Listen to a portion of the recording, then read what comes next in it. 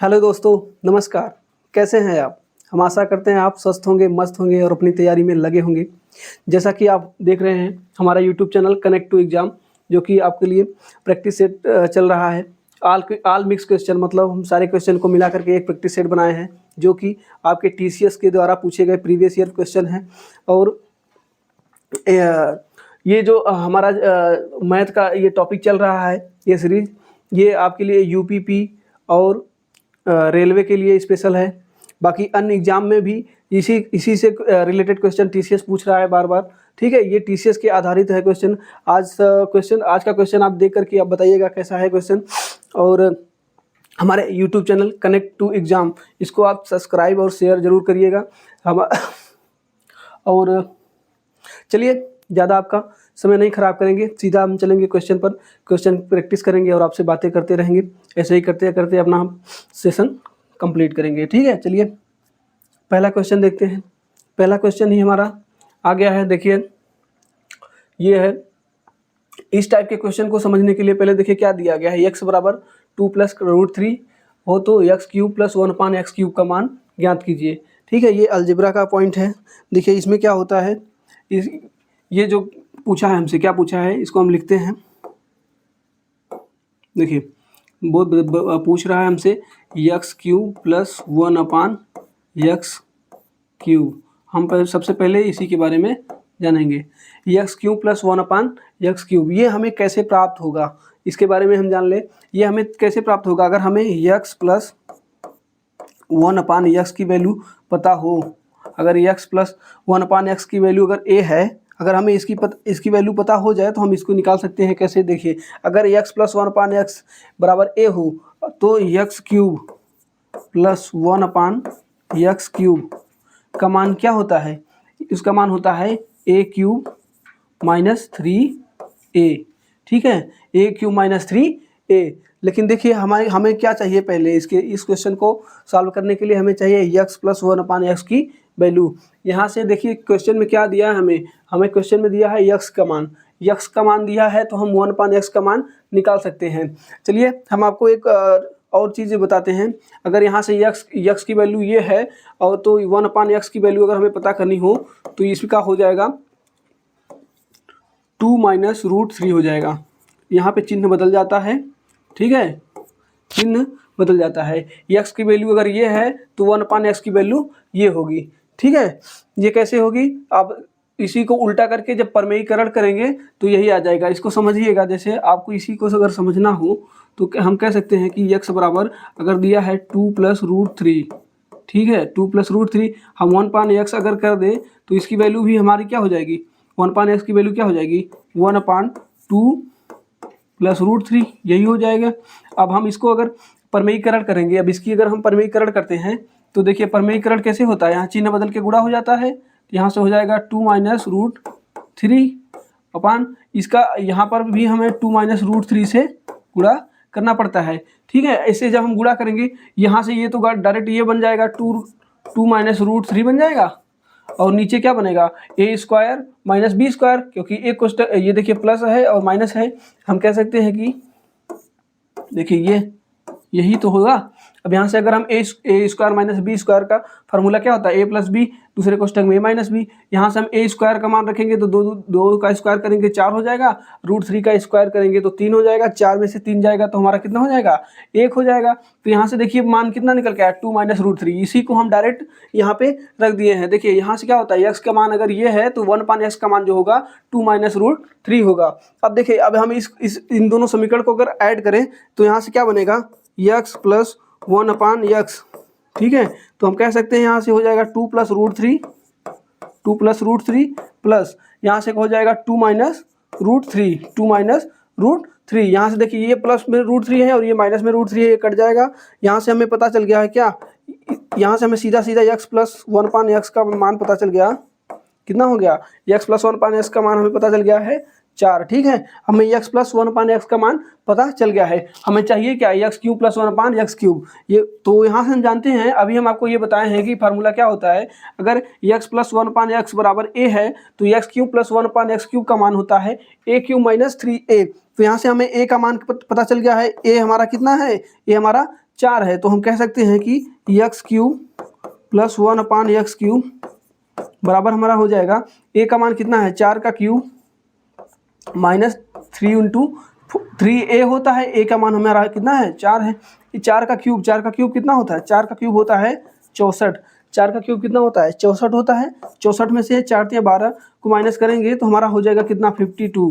ठीक है, ये 52 जो होगा ये हमारा क्या होगा आंसर होगा, ये होगा हमारा x प्लस 1/x की एक्स क्यूब प्लस 1/x³ का मान होगा, x प्लस 1/x³ का मान जो होगा हमारा कितना हो जाएगा 52 हो जाएगा। ये फार्मूला आपको याद रखना है, ठीक है, ये वाला इसको आपको याद रखना है और इसमें ये वाली बात को भी समझना है। यहाँ से आप ये सब आप अभी समझ लीजिए, परीक्षा में ये इतना सॉल्व करने की ज़रूरत नहीं है, आपको ये बातें समझ में आनी चाहिए कि अगर यहाँ पे प्लस है तो यहाँ पे चिन्ह बदल जाएगा बस, और कुछ भी नहीं।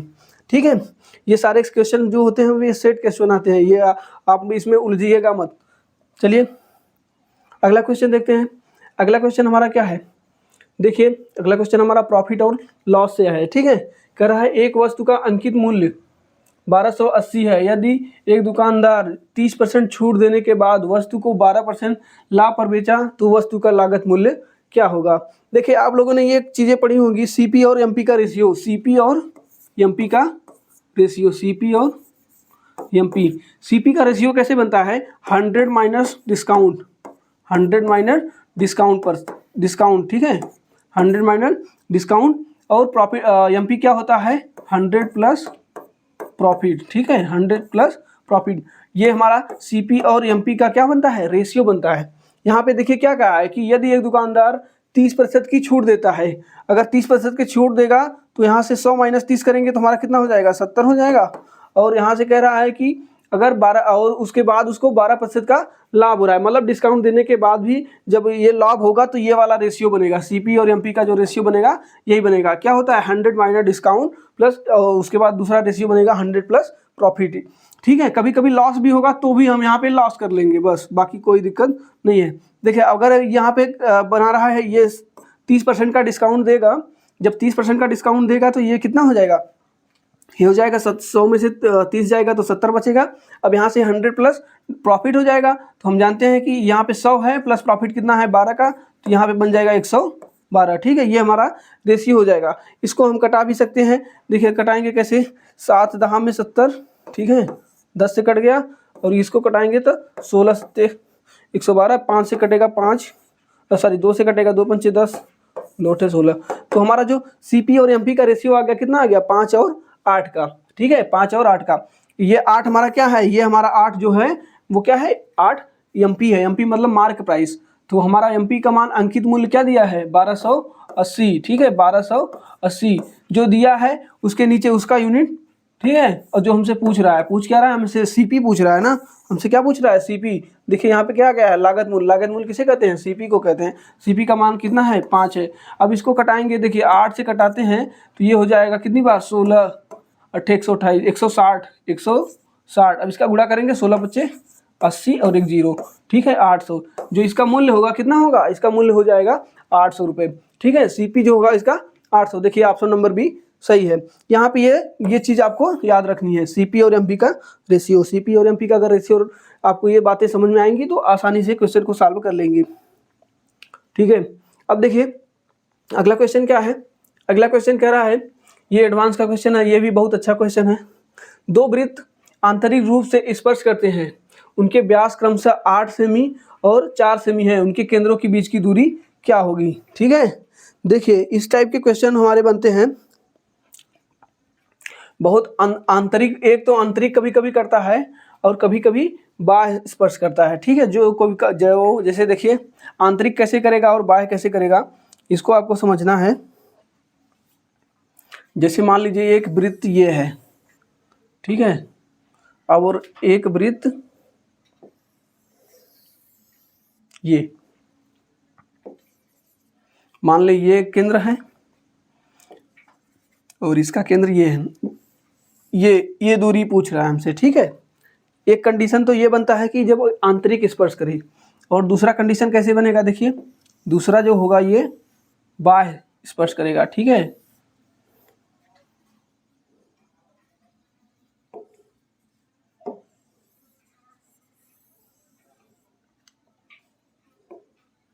बाह्य स्पर्श करेगा तो कैसे बनेगा, ठीक है, एक वृत्त ये हो गया और एक ये हो गया, ठीक है, बाह्य वृत्त।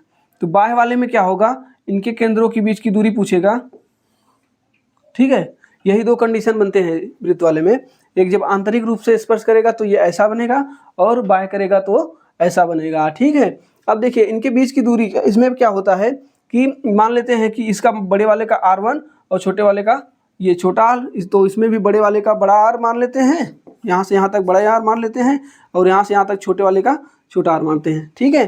तो देखिए यहाँ जब ये आंतरिक स्पर्श करेगा तो यहाँ पे जो आंतरिक स्पर्श करेगा डी हम मान लेते हैं दोनों केंद्रों के बीच की दूरी। यहाँ पे जब आंतरिक रूप से करेगा तो हमारा क्या हो जाएगा, R minus capital R minus small r, ठीक है, इनके बीच की दूरी ये हो जाएगी। लेकिन जब ये बाह्य रूप से स्पर्श करेगा तो यहाँ पे हो जाएगा d बराबर क्या हो जाएगा, R1 प्लस R2, मतलब ये या तो कर दीजिए बड़े वाला और इंटू छोटा वाला, बड़े वाला प्लस छोटा वाला, ठीक है। देखिए जब ये आंतरिक रूप से स्पर्श करेगा तो हमारा ये होगा, जब बाहरी रूप से करेगा तो हमारा ये होगा, मतलब आंतरिक रूप से करेगा तो इनके त्रिज्याओं का अंतर होगा और जब ये बाहरी रूप से करेगा तो इनके त्रिज्याओं का योग होगा, ठीक है। अब देखिए हमारा क्वेश्चन क्या दिया है, हमें दिया है दो वृत्त आंतरिक रूप से स्पर्श करते हैं, ठीक है, मतलब हमारा ये वाला कंडीशन दिया है। उनके व्यास क्रमशः 8 सेमी और 4 सेमी है, उनके केंद्रों के बीच की दूरी क्या होगी, ठीक है। व्यास हमें दिया है, हम जानते हैं कि व्यास बराबर मतलब हमारा जो व्यास होता है वो त्रिज्या का दुगना होता है। ये भी कह सकते हैं कि जो हमारा r होगा व्यास का आधा होगा। हम मान लें कि R1 का मान कितना हो जाएगा, 8 सेमी है तो 8 का आधा कितना हो जाएगा, 4 सेमी, और यहाँ पे R2 का मान अगर 4 सेमी है तो इसका आधा हो जाएगा 2 सेमी, ठीक है। तो हम कह सकते हैं कि इन दोनों का अंतर अगर हमें निकालना है ना, क्योंकि हमें इनके बीच की दूरी निकालनी है, तो इन दोनों का अंतर ही क्या होगा, इनके बीच की दूरी होगी। d बराबर क्या होता है, capital R minus small r, या कैपिटल बड़े वाले की त्रिज्या माइनस छोटे वाले की त्रिज्या। बड़े वाले की त्रिज्या कितनी है, यहाँ पे बड़े वाले की त्रिज्या हमारी कितनी है, 4 है, छोटे वाले की त्रिज्या 2 है, हम कह सकते हैं कि 2 सेमी होगा। 2 सेमी क्या होगा, यहाँ पे d इनके बीच के केंद्रों के बीच की दूरी होगी, कितनी हो जाएगी, 2 सेमी। यहाँ क्योंकि सब कुछ सेमी में दिया गया है तो हमारा आंसर भी कितने में आएगा, सेमी में ही आएगा। इस बात को थोड़ा ध्यान देना है आपको कि जब भी बाह्य रूप से स्पर्श करे तो दोनों त्रिज्याओं का योग ही हो जाएगा, और जब आंतरिक रूप से स्पर्श करेगा तो इनके त्रिज्याओं के बीच का अंतर ही होगा, ठीक है। अब देखिए अगला क्वेश्चन क्या कह रहा है, हमारा अगला क्वेश्चन है 3 संख्याएं 1/4, 5/9, 7/12 के अनुपात में है, सबसे बड़ी और सबसे छोटी संख्या के बीच का अंतर 180 है, तो तीनों संख्याओं का योग ज्ञात कीजिए। ये क्वेश्चन हमारे हर एग्जाम में पूछे ही जाते हैं, ठीक है, और खासकर तो रेलवे के लिए ये सब क्वेश्चन बहुत ही स्पेशल है, ठीक है। यहाँ पे देखिए 1/4 अनुपाते 5/9 अनुपाते 7/12। इस क्वेश्चन को सॉल्व करने के लिए हमें देखिए, अगर यहाँ पे अनुपात हमें सिर्फ ऊपर वाला होता तो हम आसानी से इसे सॉल्व कर सकते थे, लेकिन यहाँ पे देखिए क्या करना है, हमें इसको एक पूर्णांक बनाना है। पूर्णांक मतलब यहाँ नीचे से सबको हटाना है, सबको हटाने के लिए नीचे से अगर सबको हटाना है तो यहाँ पे हम क्या करेंगे कि इनका एलसीएम से सब में गुणा कर देते हैं। इनका एलसीएम क्या हो जाएगा, 12, 9 और 4 का एलसीएम क्या हो जाएगा, यहाँ के इनका एलसीएम हो जाएगा 12, 9, 4 का 36 हो जाएगा, ठीक है। एलसीएम निकालना हम आपको सिखाए हैं, 12, 9, 4 का एलसीएम जो हो आएगा 36। हम 36 से सब में ऊपर गुणा करते हैं। जानते हैं कि रेशियो में एक ही संख्या से गुणा करने पर रेशियो पे कोई प्रभाव नहीं पड़ता है। अब यहाँ पे अगर हम सभी जगह 36 से गुणा करेंगे तो क्या बनेगा हमारा, देखिए यहाँ पे अगर हम 36 से जब गुणा करेंगे तो हमारा हो जाएगा 4, 9, 36, यहाँ पे इसका अनुपात बनेगा 9। यहाँ से करेंगे तो कितना हो जाएगा, 9 का गुणा यहाँ पे 36 से करेंगे तो 9 चौके 36, 5 चौके 20 बन जाएगा, ठीक है। अब देखिए यहाँ पे करेंगे तो कितना बनेगा, यहाँ पे अगर हम 36 का गुणा करेंगे तो 12 3 36, 7 3 21, ठीक है, ये हमारा रेशियो बनेगा। ये देखिए हमारा ये क्या आ गया, पूर्णांक में रेशियो आ गया। अब हमसे कहा है कि सबसे बड़ी और सबसे छोटी संख्या, सबसे बड़ी कितनी है 21 है और सबसे छोटी कितनी है 9 है। इनका अंतर हमें कितना पता चला है, इनका अंतर हो जाएगा हमारा कितना 12, ठीक है, 12 यूनिट। लेकिन इसका मान दिया कितना है, हमें दिया है इसका मान 180, ठीक है। तो हम अगर इसको निकालना चाहें 1 यूनिट का मान निकालना चाहें तो कितना हो जाएगा, 12 1 का 12 और उसके बाद 12 पंचे 60, 15 बार जा रहा है, ठीक है। 1 यूनिट का मान कितना आ गया, 15 बार। तो हम कह सकते हैं कि अब यहाँ से देखिए ये देखिए अगर आप इसके बाद ऑप्शन देखें तो यह एक ही संख्या ऐसी है जो 15 से विभाज्य है। हालांकि ये जो ऑप्शन है, मतलब ये जो क्वेश्चन है, इसमें कैलकुलेशन ज़्यादा नहीं है, तो आप पूरा सॉल्व कर ही लीजिए। जब भी कैलकुलेशन आसान हो तो आप उसको पूरा ही सॉल्व किया करिए। बाकी अगर आप कैलकुलेशन बहुत ही ज़्यादा नाजुक है तो यहाँ पे देखिए ये वाला डी ऑप्शन मार के हम चल देंगे, क्योंकि 15 का मल्टीपल सिर्फ एक ही है और कोई नहीं है। ठीक है, देखिए यहाँ से देखेंगे 9 और 21 कितना हो जाएगा, 30, 20, 50। ठीक है, हमें एक यूनिट का मान पता है, एक यूनिट का मान आया है 15, तो 50 यूनिट का मान कितना हो जाएगा, 15 × 25 = 75, 750। ठीक है, ये देखिए हमारा आंसर आ गया 750। ठीक है, बिना कैलकुलेशन करने किए भी हम इसको ऑप्शन पे टिक कर चुके थे। ठीक है, तो आपको ये बात को भी ध्यान देना है कि ऑप्शन पर भी एक निगाह होनी चाहिए आपकी। अगर ये ऑप्शन को एलिमिनेट करना सीख जाएंगे ना, तो आपकी बहुत ही ज़्यादा परीक्षा में बहुत सारे समय बच जाते हैं इससे। चलिए अगला क्वेश्चन देखते हैं। अगला क्वेश्चन हमारा क्या है, राघव अपनी आय का 80% खर्च करता है। यदि उसकी आय में 12% की वृद्धि होती है तो उसके व्यय में 17.5% की वृद्धि होती है, तो उसकी बचत में कितने प्रतिशत की कमी होगी। ठीक है, देखिए इस क्वेश्चन को आप लीनियर मेथड से लगाएं, सबसे बेस्ट है हमारे लिए। तो हमारे हिसाब से ये सबसे बेस्ट होता है। ठीक है, लीनियर मेथड में क्या होता है, देखिए क्या होता है, आय है और उसकी व्यय है और बचत होगी। हम जानते हैं कि आय माइनस व्यय बराबर क्या होता है, बचत। ठीक है, आय, व्यय और बचत। अगर इनकी आय मान लेते हैं 100 है और व्यय इनका 80% है, मतलब 80 है, तो बचत कितना हो जाएगा, 20 होगा। आप इस बात को अच्छे से समझ सकते हैं। यहाँ से हम इसको डायरेक्ट कटा भी सकते हैं। ठीक है, इसको अगर हम कटा दें कितना हो जाएगा, 0 से 0, 0 से 0 कटा सकते हैं। 2 से कटाएंगे तो 1, इसको कटाएंगे 2 चौके 8, इसको कटाएंगे 2 पंचे 10। ठीक है, इनका जो हमारा ये देखिए आ गया है बराबर ये। अब देखिए इस क्वेश्चन को सॉल्व करने के लिए जो कहा है उसका उसी में कर देते हैं। यदि उसकी आय में 12% की वृद्धि होती है तो हम 12 का यहाँ पे गुणा करेंगे। ठीक है, और उसके बाद कह रहा है उसके व्यय में 17.5%, 17.5 को हम क्या लिख सकते हैं, 17.5 को लिख सकते हैं कि 35/2 लिख सकते हैं। यहाँ पे हम 35/2 से गुणा करेंगे। ठीक है, ये गुणा होगा यहाँ पे, और उसके बाद एक का गुणा हो जाएगा हमारा कितने में, 1 का गुणा हो जाएगा उसकी बचत में कितने, बचत का हमसे पूछा ही है तो हम बचत को मान लेते हैं x। ठीक है, बचत को हम मान लेते हैं x। अब यहाँ से x का मान हम निकाल लेंगे जो हमारा आंसर होगा। देखिए 12 पंचे 60 हो जाएगा। ठीक है, माइनस यहाँ से हो जाएगा, इसको 4 से गुणा करेंगे यहाँ पे तो हो जाएगा कितना, 2 दूनी 4, सॉरी 2 से 2 बार गया, 35 दूना 70, 60 - 70 बराबर हो जाएगा x। ठीक है, x गुणे 1 कहिए या तो x ही कहिए। यहाँ से देखिए 60 में से 70 ज़्यादा है तो यहाँ से आ रहा है -10। ठीक है, ये तो हमारा यहाँ से x का मान कितना निकल के आया, -10। -10 क्या दर्शाता है कि यहाँ पे क्या हुई है, हानि हुई है। अगर ये पॉजिटिव आता तो यहाँ से क्या हो जाता, प्रॉफिट हो जाता, मतलब उसकी बचत में क्या हो जाती, वृद्धि हो जाती। माइनस हुआ है इसका मतलब उसका बचत में क्या हुई है, कमी हुई है। कितने की हुई है, 10। ये जो 10 आया है ये हमारा प्रतिशत में ही होगा, क्योंकि हमारा ये जो यूनिट होगा ये सारे यूनिट क्या थे, प्रतिशत में थे। तो अगला भी ये भी जो आएगा हमारा क्या आएगा, प्रतिशत में ही आएगा। ये इस मेथड को आप लोग अच्छे से समझिएगा। लीनियर मेथड में क्या होता है, आय जो भी कहा गया है उसको एक लाइन में एक हमारा समीकरण बन जाएगा। इस समीकरण में जानते भी हैं कि किसी भी समीकरण में सेम संख्या से गुणा करने पर कोई प्रभाव नहीं पड़ता है, या तो फिर इसमें जो कहा गया है उसको हम करके बराबर करके निकाल सकते हैं, ये लेफ्ट और राइट वाला बना करके। चलिए अगला क्वेश्चन देखिए। इसमें क्वेश्चन में हमारा आंसर कितना आया, आंसर आया हमारा 10%। ठीक है, जो कि ऑप्शन नंबर डी होगा वो सही होगा। चलिए अगला क्वेश्चन देखते हैं। विभाज्यता का नियम पर आधारित है। यदि एक 9 अंक की संख्या जो 1, 2, 6, 3, 4, 8, 7 x, y 8 और 5 दोनों से विभाज्य है तो क्रमशः x और y के अधिकतम संभव मान है। बढ़िया क्वेश्चन है। देखिए इस क्वेश्चन को सॉल्व करने के लिए क्या करना होगा, हम क्या जानते हैं कि 8 से कोई संख्या कब विभाज्य होती है।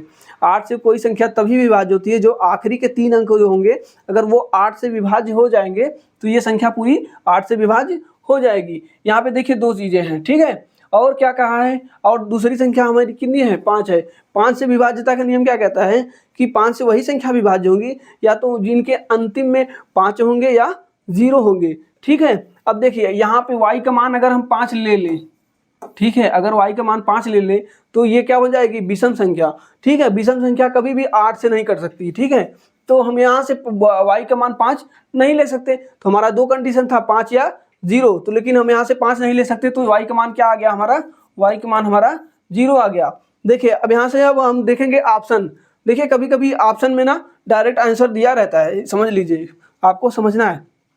देखिए 6 और 5, ठीक है, कभी भी 5 हो ही नहीं सकता y का मान, ये गलत और ये गलत। ऑप्शन को एलिमिनेट करना सीखिए। ठीक है, ये दोनों ऑप्शन कभी हो नहीं सकते, या तो अब ये होगा या तो ये होगा। अब देखिए हम अगला क्या चेक करेंगे, x का मान। x का मान क्या रख सकते हैं, देखिए हम आखिरी के 3 अंक को ही अब देखेंगे, क्योंकि हमें 5 वाला तो विभाज्यता का नियम हम देख लिए, 5 का मान यहाँ पे 0 हो जाएगा। अब हमें 5 से नहीं, अब सिर्फ हमें 8 को देखना है कि किस संख्या से विभाज्य होगा। तो यहाँ पे 7 है और यहाँ पे कोई संख्या x है और एक 0 है। x का कौन सा मान ऐसा होगा जो 8 से विभाज्य होगा, इसी को हम चेक करेंगे। हम जानते हैं 8 से विभाज्यता का नियम। यहाँ से देखिए x का मान अगर हम अब यहाँ से ऑप्शन को भी रख के आप चेक कर लीजिए, ज़्यादा रखने की जरूरत नहीं है। देखिए 2 और 6 बचा है। ठीक है, अगर हम यहाँ पे 2 रखते हैं तो क्या बनेगा हमारा संख्या 720, जो कि 8 से पूरी तरह से विभाज्य होगी, हम देख रहे हैं, ये तो संभव है। ठीक है, अगर हम 6 रखते हैं तो कितना होगा, 6 रखते हैं अगर 760 में 8 से भाग देते हैं तो देखिए हमारा कटता है, ये कट जाएगा, 8 9 72, 8 5 40, ये भी कट रहा है। तो हमारा एक संख्या 720 बनेगा और एक संख्या 760 बनेगा। ठीक है, तो हमें एक संख्या 720 बनेगा। हमसे कहा गया है क्या, हमसे कहा गया है x और y के अधिकतम संभव मान। x और y के तो अधिकतम मान जो होगा वो कितने हो जाएंगे, 0 हो जाएगा। x का जो अधिकतम मान होगा, x का अधिकतम मान 6 होगा। 2 और 6 में अगर कंपेयर करें तो हमारा x का मान जो होगा ये 6 ज़्यादा होगा। तो हम कह सकते हैं कि जो हमारा ऑप्शन नंबर सी है ये सही होगा, क्योंकि x का मान इसमें 6 लिया है और y का मान 0 लिया है। ठीक है, इस तरीके से आपको समझना है। चलिए अगला क्वेश्चन देखते हैं। अगला क्वेश्चन क्या है, अगला क्वेश्चन कह रहा है, मान लीजिए O वृत्त का केंद्र है। ठीक है, PA और PB वृत्त के बाहर एक बिंदु P से वृत्त की स्पर्श रेखाएं हैं और A और B वृत्त की स्थित बिंदु है। यदि कोण APB बराबर 50 डिग्री तो कोण OAB का मान क्या होगा। ठीक है, बढ़िया क्वेश्चन है। इस क्वेश्चन को सॉल्व करने के लिए आपको थोड़ा सा समझना है। ये देखिए, इस पूरे एडवांस क्वेश्चन को समझने के लिए आपके दिमाग में ये फिगर बन जाना चाहिए। जो कह रहा है दिमाग में ना बने तो आप बना सकते हैं। अगर ये फिगर आप बना लिए तो इस क्वेश्चन को आसानी से सॉल्व कर सकते हैं। ठीक है, कुछ नियम है, रूल्स हैं, उनको भी आपको समझना है। ऐसे ही हम क्वेश्चन प्रैक्टिस कराते कराते आपको सिखा देंगे। बाकी चैप्टर वाइज जो हमारा चल रहा है श्रृंखला, उसमें हम आपको बहुत ही अच्छे तरीके से पूरा वृत्त का चैप्टर कंप्लीट करेंगे। एडवांस मैथ पूरा का पूरा हम कंप्लीट कराएंगे आपका। ठीक है, देखिए कह रहा है कि कोई एक वृत्त है, ठीक है, जिसका केंद्र O है। ठीक है, ये हमारा केंद्र हो गया। और क्या कह रहा है कि PA और PB वृत्त के बाहर बिंदु P से वृत्त की स्पर्श रेखाएं हैं। ठीक है, मान लेते हैं कोई बिंदु यहाँ पे P है। ठीक है, और हम यहाँ से एक स्पर्श रेखा खींचते हैं और एक स्पर्श रेखा ये है। हम इसको A मान लें और इसको B मान लें। यहाँ पे ये फिगर ही बनाना था। ठीक है, अब हम जानते हैं कि यहाँ से यहाँ तक हम जानते हैं कि ये केंद्र से स्पर्श रेखा पर डाला गया, यहाँ पे क्या होता है, ये 90 डिग्री का कोण बनता है। यहाँ पे क्या बनता है, 90 डिग्री का कोण बनता है। ठीक है, और चीज़ क्या हो जाएगी, जो हमारा ये होगा, अगर x होगा और ये y होगा। ठीक है, x और y, तो यहाँ से हम x और y का मान जो हमारा होगा कितना हो जाएगा, 180, क्योंकि हम जानते हैं कि चतुर्भुज के अंतःकोणों का योग कितना होता है, 360। ये 90 डिग्री, ये 90 डिग्री, कितना हो गया, 180। तो बच्चे ये दो कोण कितने हो जाएंगे, 180। यहाँ से x प्लस और y का मान कितना हो जाएगा, 180। अब देखिए इसमें कहा क्या है, APB इसका मान हमें दिया है, मतलब हमें y का मान दिया है, कितना दिया है, 50 डिग्री। ठीक है, तो हम जानते हैं कि x का मान निकालना चाहें तो क्या हो जाएगा, x का मान हमारा जो हो जाएगा 50 हो जाएगा, तो ये बचेगा कितना, 130 हो जाएगा।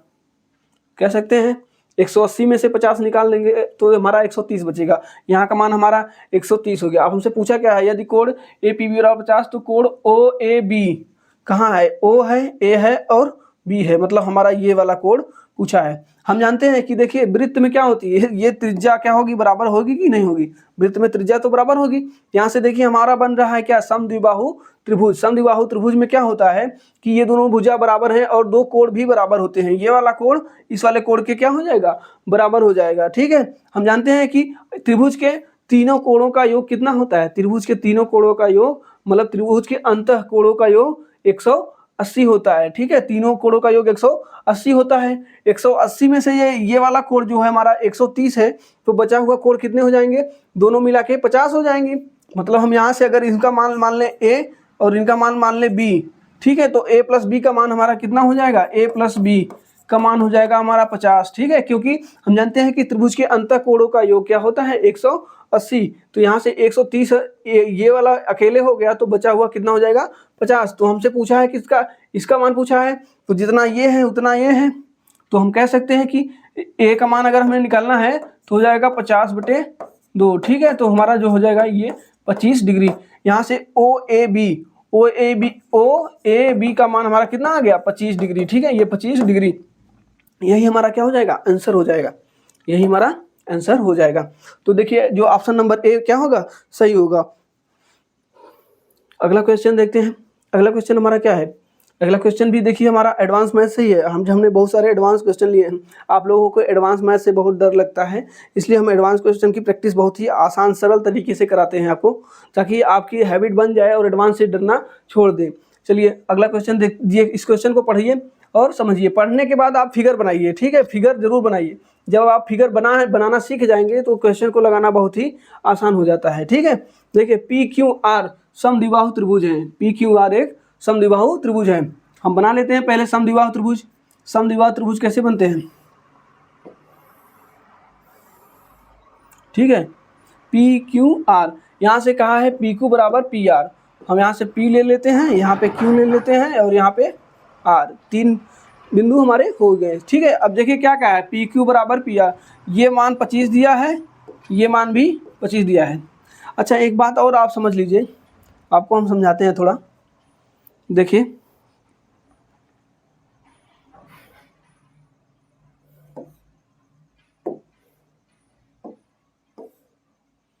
चलिए देखिए,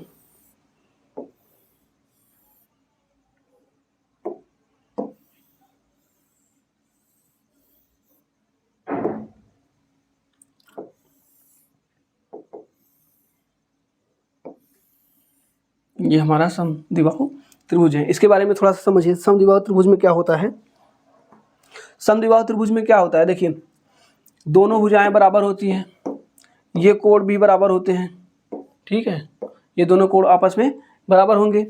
ठीक है, उसके बाद क्या होगा, इनकी जो माध्यिका होगी, ठीक है, यही माध्यिका होगी, यही इनका लंब होगा और यही इनका कोण समद्विभाजक होगा। ये कोण भी बराबर में होंगे, थीटा और ये थीटा। ठीक है, समद्विबाहु त्रिभुज के लिए ये 3-4 चीज़ें बहुत ही जरूरी। यही देखिए, यही इनका क्या हो जाएगा, लंब समद्विभाजक हो जाएगा, यही मीडियन हो जाएगा, यही आपकी हाइट हो जाएगी। ठीक है, यही लंब समद्विभाजक भी हो जाएगा। सारे पॉइंट यहीं पे, यहीं एक ही रेखा में आएंगे। ठीक है, तो हम इसी रेखा को चाहे अब हाइट मान लें, चाहे मीडियन मान लें, चाहे कुछ भी मान लें, तो हमारा प्रभाव नहीं पड़ेगा। अब देखिए हम इस तरीके से क्या अब यहाँ पे ये अगर ये मीडियन है तो हम जानते हैं मीडियन भुजा को 2 बराबर भागों में विभाजित करती है। तो यहाँ से जितना ये होगा उतना ही ये होगा। हम जानते हैं ये दोनों आपस में पहले से ही बराबर हैं, ये कोण आपस में पहले से बराबर हैं, ये वाले कोण आपस में बराबर होंगे, ये वाले कोण अपने आपस में बराबर ऑलरेडी हो जाएंगे क्योंकि 90-90 का है। ठीक है, चलिए अब इसी टॉपिक पर क्वेश्चन कैसे दिया है, हम क्वेश्चन को समझते हैं।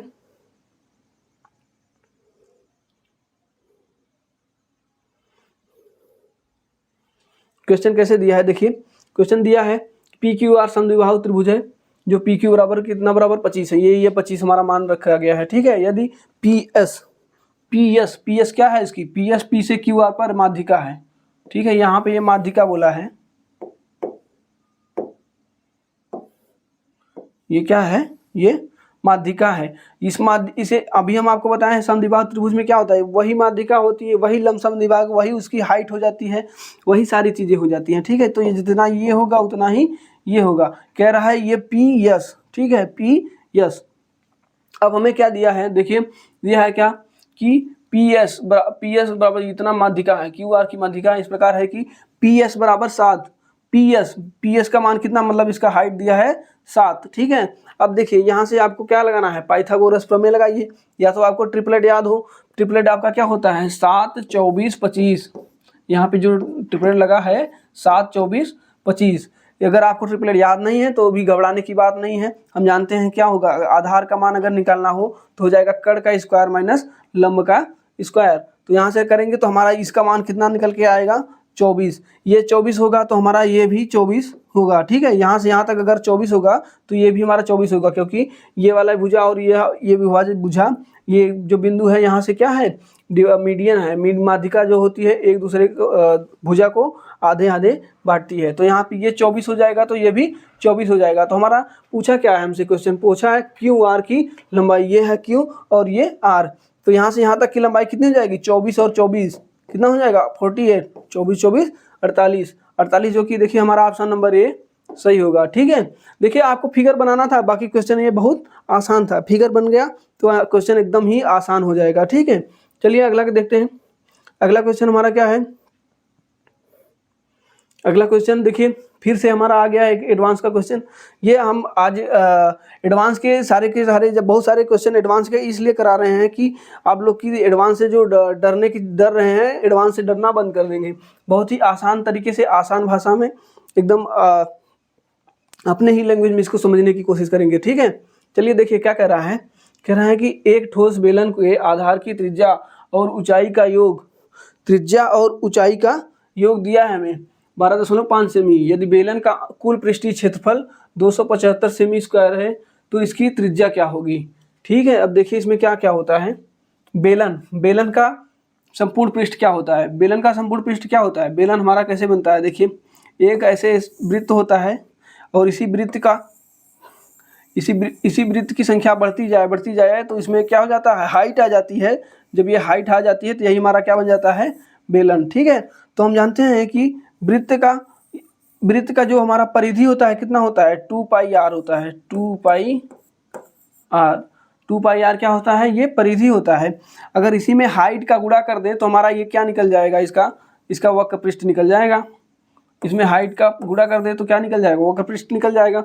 और हम ये जानते हैं अगर संपूर्ण पृष्ठ निकालना है, संपूर्ण पृष्ठ निकालने के बाद एक नीचे का वृत्त और एक ऊपर का वृत्त, इन दोनों वृत्त को भी शामिल कर लिया जाए तो हमारा हो जाएगा 2πr स्क्वायर। ये हमारा क्या होता है, बेलन का संपूर्ण पृष्ठ है। ठीक है, ये क्या है, बेलन का संपूर्ण पृष्ठ।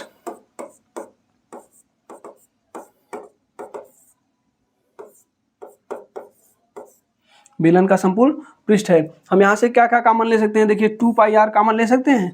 2πr कॉमन अगर हम लेंगे तो यहाँ से बचेगा h और यहाँ से बचेगा r।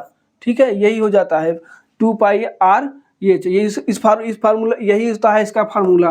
ठीक है, हम आपको डायरेक्ट फार्मूला रखकर भी बता सकते थे, लेकिन आपको अगर ये कॉन्सेप्ट बता देते हैं तो ये आपको ये फार्मूला आपको याद हो जाएगा। ठीक है, देखिए यहाँ से कहा है कि कुल पृष्ठीय क्षेत्रफल का मान हमें दिया है 275। तो यहाँ से इसकी त्रिज्या हमसे पूछी है, कह रहा है एक ठोस बेलन के आधार की त्रिज्या और ऊंचाई का योग हमें दिया है। तो हमें यहाँ से h और r का मान भी अलग से दे दिया है, h + r मतलब हाइट और त्रिज्या का मान दे दिया है। हमसे त्रिज्या का मान पूछ रहा है, बहुत ही आसानी से इस क्वेश्चन को लगा सकते हैं। हमें 275। ठीक है, देखिए 275 मतलब यहाँ से संपूर्ण पृष्ठ बराबर हमको दे दिया है 275। और क्या दिया है, हम यहाँ से 2πr पाई को हम लिख सकते हैं क्या, 22/7। पाई को लिख सकते हैं क्या, 2 × 22/7 लिख सकते हैं। ठीक है, ये आपको ये समझना नहीं है ये। ठीक है, अब ये देखिए दूसरी लाइन है, समझिए 2 × 22/7। ठीक है, ये 2π का मान हो गया इंटू r और इंटू क्या होगा, देखिए यहाँ पे h + r मतलब उनकी ऊंचाई और त्रिज्या का हमें योग दे दिया है पहले ही 12.5। ठीक है, 12.5 और हमें दिया है कितना, 275। अब इस इक्वेशन को सॉल्व करके यहाँ से हम r का मान आसानी से निकाल सकते हैं। अब देखिए कैसे निकलता है, हम देखते हैं ये यहाँ से 11 से कट जाएगा, 11 दूना 22 और यहाँ से ये कटेगा 11 दूना 22, 11 × 5 = 55, 25 बार में कट गया। ठीक है, हम यहाँ पे देख रहे हैं 12/5 को हम लिख सकते हैं क्या, इसके बटे 10 लिख के ये दशमलव हटा सकते हैं। यहाँ से 25 से कटाएंगे तो 25 पंचे 125, 5 से कटाएंगे तो 5 दूनी 10, ठीक है। यहाँ से 2 से 1 2 कट जाएगा, ठीक है। तो यहाँ पे बचेगा कितना, 2/7, जो उल्टा जाके क्या बन जाएगा 7/2। यहाँ से हमारा जो आर का मान कितना निकल के आया 7/2, ठीक है। 7/2, 7/2 को हम लिख सकते हैं क्या 3.5 सेमी। ये सारे आंसर सेमी में थे, तो हमारा आंसर भी हमारा सेमी में ही आएगा। देखिए ऑप्शन नंबर ए में क्या है 3.5 सेमी है। इसमें क्या दिया था कि बेलन का हमें क्या होना चाहिए फार्मूला, बेलन का हमारा आयतन क्या होता है, बेलन का आयतन होता है पाई आर स्क्वायर इंटू एच, ठीक है, पाई आर स्क्वायर एच। लेकिन बेलन का वक्र पृष्ठ क्या होता है 2 पाई आर एच, और संपूर्ण पृष्ठ हमसे पूछ लिया है, तो हम जानते हैं कि वृत्त का क्षेत्रफल दो वृत्त के क्षेत्रफल ऐड हो जाएंगे, तो इसका क्या निकल जाएगा संपूर्ण पृष्ठ। तो 2 पाई आर स्क्वायर यहाँ से रख दिए, यहाँ से 2 पाई आर कॉमन ले लिए, एच प्लस आर का मान अलग से दिया गया है हमको पहले ही, तो यहाँ से हम एच प्लस आर को अलग कर लिए, यहाँ से इसका मान रख दिए, तो यहाँ से हमें आर का मान पता चल गया है। चलिए आज इतना ही क्वेश्चन था।